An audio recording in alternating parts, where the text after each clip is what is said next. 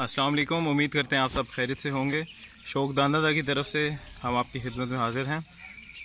आज से हमने इंटरव्यूज़ का आगाज़ किया है, जिसमें हम मुख्तलिफ़ फार्म्स के मालिकीन का इंटरव्यू करेंगे। आज हमारे साथ मौजूद हैं फ़रूख कैटल फार्म के ऑनर फ़रूख शाहिद साहब।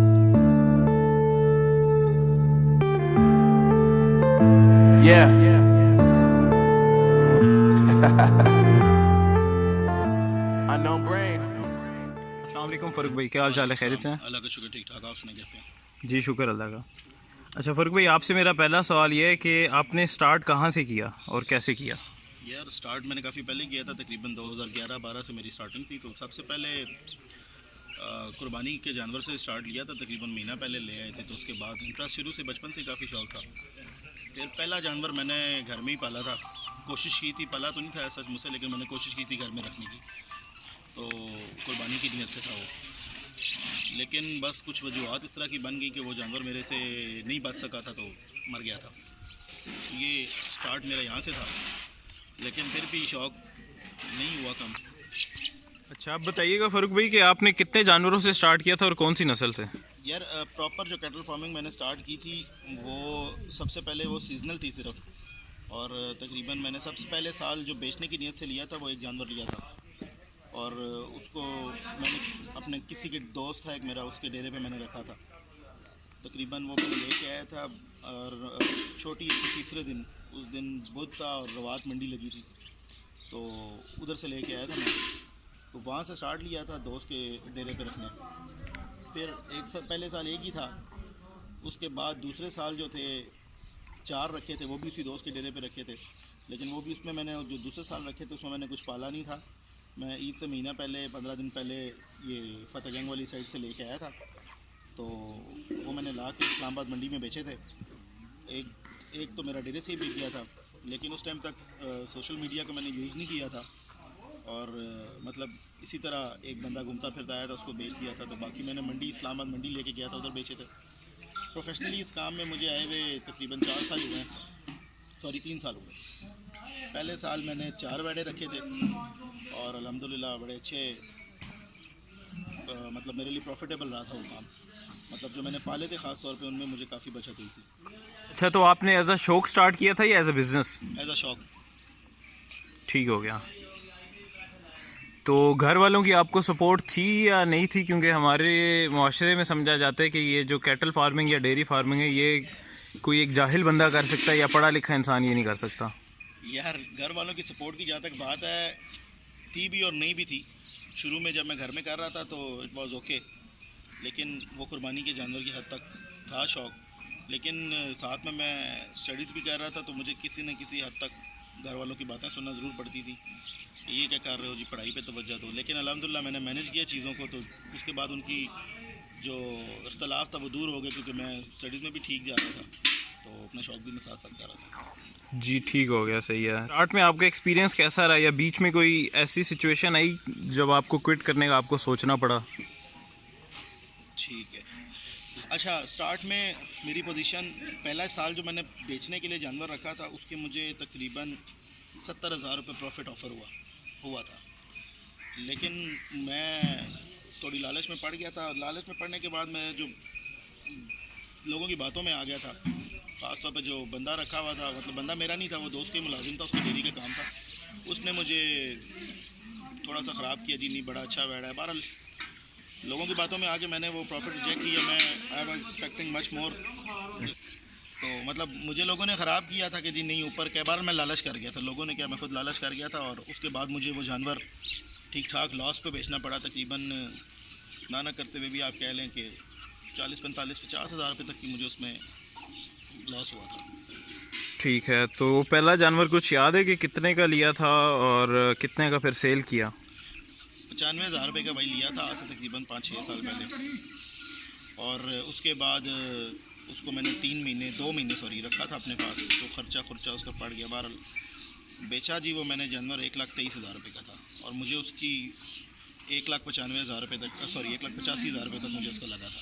सही है, तो मतलब आपको इसमें लॉस हुआ था सब कुछ खर्चा वगैरह डाल के? लॉस हो, खर्चे वर्चे डाल के मुझे ठीक ठाक। सही है, तो जब लॉस हुआ तो उसकी वजह से आपका कॉन्फिडेंस डाउन हुआ, या आपने सोचा कि यार नहीं अब नहीं करना, नुकसान हो गया इसमें? वक्ती तौर पे मेरा कॉन्फिडेंस उस पर काफ़ी डाउन हुआ था, क्योंकि जो भी मैं कर रहा था मैं अपनी सेविंग्स से कर रहा था मतलब। लेकिन ये है कि वो कॉन्फिडेंस जो डाउन हुआ था वो 2 महीने के लिए हुआ था। तीसरे महीने मुझे फिर कीड़ा जाग गया था। इस स्टेज तक पहुंचने में क्या क्या और कितनी स्ट्रगल की, क्योंकि अब तो माशाल्लाह फ़ारूक कैटल फार्म का नाम बन चुका है एक।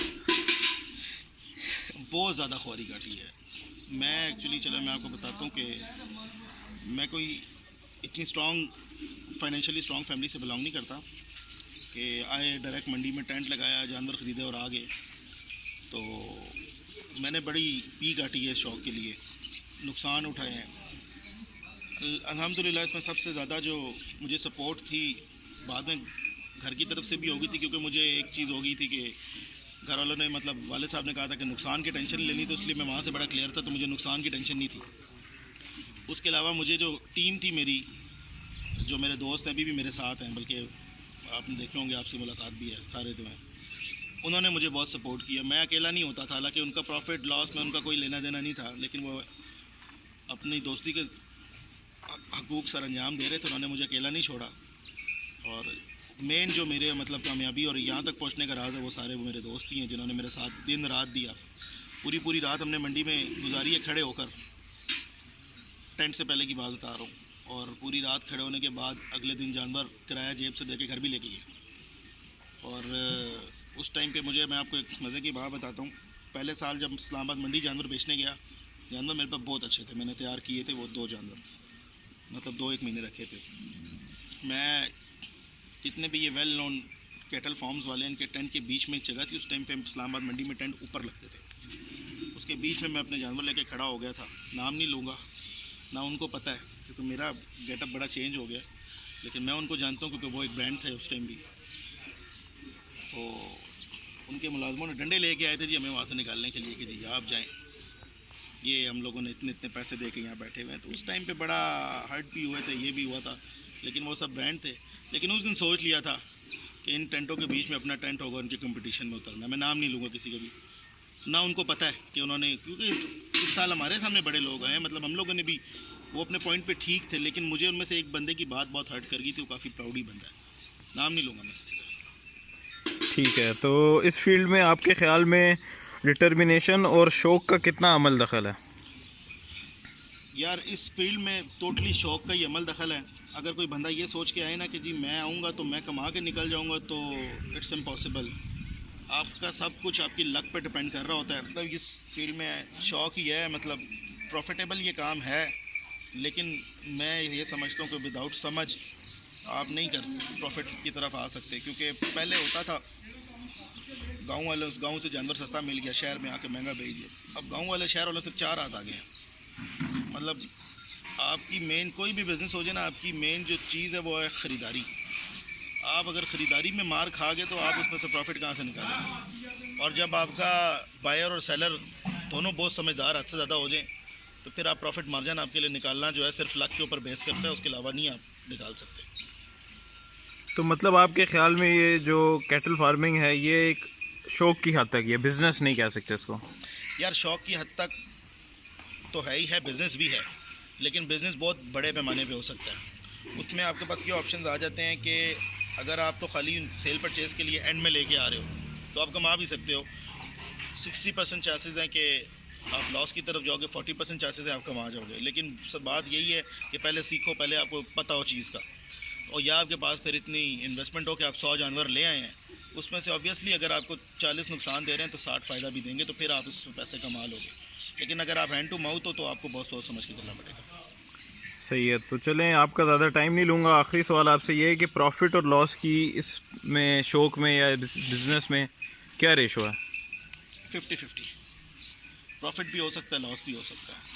आप कुछ नहीं कह सकते कि आपको कौन सा जानवर, क्योंकि अब देखें जो जानवर आप 1 साल पहले लेके आ रहे हैं, बज़ाहिर आपको वो बहुत अच्छा लग रहा है, आप ठीक ठाक उसकी पेमेंट भर के आ रहे हैं, और उसके बाद वो जानवर चलता है नहीं चलता है, फिर वो कितना बड़ा बनता है, तो 50-50 है। आपको प्रॉफिट भी हो सकता है, आपको लॉस भी हो सकता है। यही है कि कुछ जानवर तैयार करें और सेफ साइड के लिए एंड में भी आप जानवर ख़रीदें, ताकि अगर आपको एंड वाले जानवर प्रॉफिट नहीं दे रहे तो आपके घर वाले बचा देंगे, और अगर आपको घर वाले जानवर प्रॉफिट नहीं दे रहे तो एंड वाले बचा देंगे, आप बच जाएंगे। चलें ठीक है, थैंक यू फ़ारूक भाई, बहुत शुक्रिया, मेहरबानी।